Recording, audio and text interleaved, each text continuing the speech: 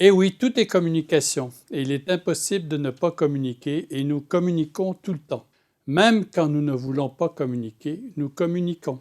Nous communiquons dans la façon de nous tenir, la façon de sourire, de faire une grimace, parfois même de rien dire. Par exemple, lorsque nous ne voulons pas communiquer avec une personne, notre corps se charge de le communiquer par une posture fermée, un repli sur soi, un regard par terre ou même un silence. Il serait parfois beaucoup plus simple de dire à l'autre « je n'ai pas envie de communiquer avec toi », mais notre bonne éducation ou notre peur de blesser l'autre nous amène justement à communiquer que nous ne voulons pas communiquer en ne communiquant pas. Je ne suis pas sûr que ce soit très clair, hein? Impossible de ne pas communiquer parce qu'on communique par le choix de ses vêtements, sa coiffure, ses chaussures, la montre que l'on porte, ses bijoux, la marque de sa voiture. Parfois on communique sa fatigue par des traits tirés, des yeux cernés, mais que dire des signes d'impatience ou de frustration? Vous comprenez donc que l'on communique tout le temps, qu'on le veuille ou non, parfois même de façon inconsciente. Bref, nous sommes toujours en train de communiquer. Au-delà des mots, donc notre communication repose essentiellement sur ce que nous donnons à voir aux autres, en plus de nos expressions émotionnelles et de nos mouvements corporels. Le célèbre chercheur en communication André Merabian insiste sur l'importance de la communication non verbale. Nous attacherions beaucoup plus d'importance à ce que nous voyons qu'à ce que nous entendons. Les mots prennent d'ailleurs leur sens et leur poids à partir de ce qu'on appelle le paraverbal, c'est-à-dire la force avec laquelle nous exprimons les choses en parlant plus fort, en criant ou quelquefois en se retenant de pleurer.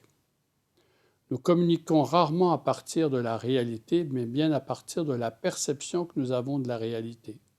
On dit souvent par ailleurs à partir de notre carte du monde ou notre propre façon de voir ou de percevoir le monde.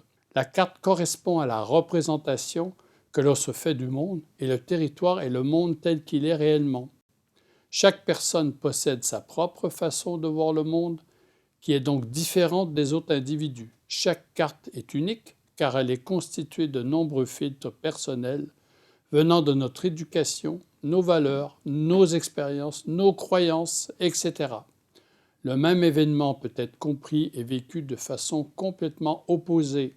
Premièrement, les filtres neurologiques, c'est-à-dire notre perception, qui est limitée physiologiquement par nos sens. On appelle ça le système vagoque. Notre façon de voir, d'entendre, goûter, sentir et enfin de ressentir par le toucher ou être touché. Deuxièmement, il y a les filtres socioculturels. Notre milieu culturel influence nos perceptions et contribue à déformer nos représentations. Enfin, les filtres personnels, nos propres filtres, c'est-à-dire notre éducation, notre histoire, nos expériences, l'ambiance familiale dans laquelle on a baigné, nos traumatismes, les routines quotidiennes, nos croyances, nos valeurs, nos peurs, nos états émotionnels tendent évidemment à orienter notre vision du monde. Nous pensons souvent que notre carte du monde correspond à celle de notre interlocuteur, ce qui est rarement le cas. Cette confusion peut nous amener à penser que nous comprenons une personne alors que ce n'est pas le cas. Des incompréhensions, des conflits peuvent alors éclater. Il est tellement facile de mettre tout le monde dans un même sac rempli de stéréotypes sans tenir compte de leur richesse individuelle. La prise de conscience de ces différentes façons de voir le monde vous offre donc la possibilité de mieux communiquer avec les autres. Lorsque vous vous adressez à une personne, regardez comment la personne réagit. Les personnes ne réagissent pas de la même manière aux mêmes mots.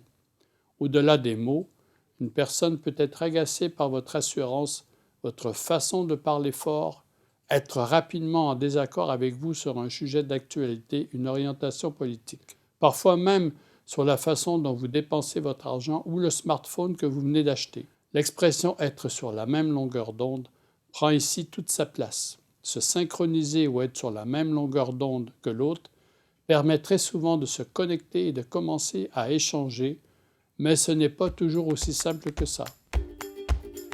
Merci de votre attention.